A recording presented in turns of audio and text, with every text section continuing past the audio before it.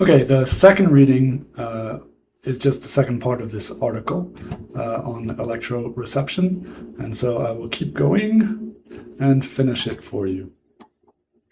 Okay. Electroreception can also play an important role in animal defenses. Rays are one such example.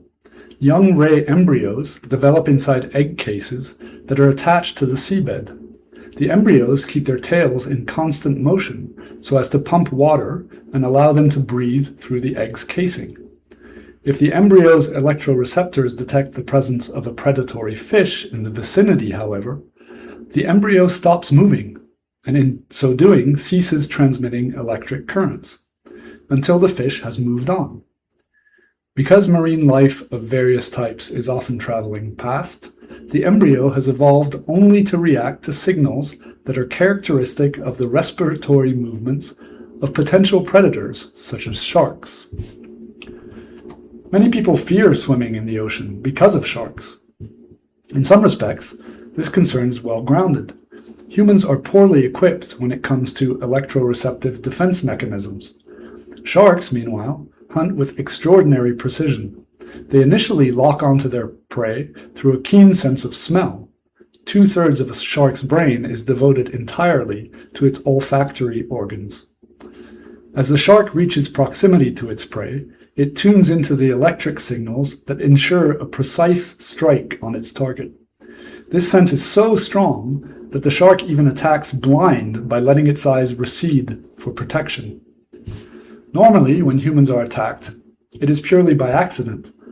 Since sharks cannot detect from electroreception whether or not something will satisfy their tastes, they tend to try before they buy, taking 1 or 2 bites and then assessing the results.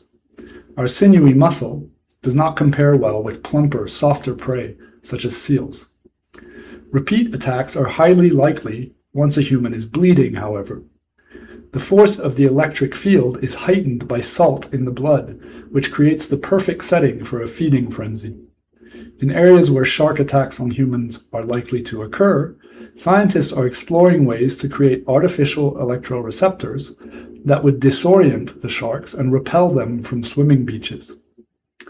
There is much that we do not yet know considering how electroreception functions.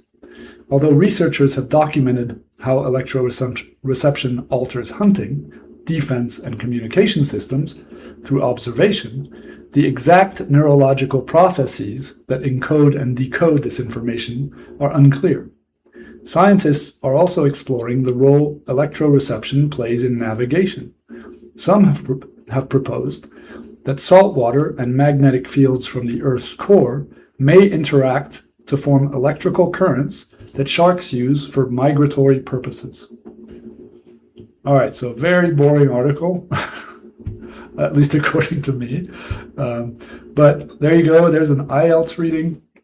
See if you can follow along. You can use subtitles also, and I'll put the text in the description down at the bottom. So there you go.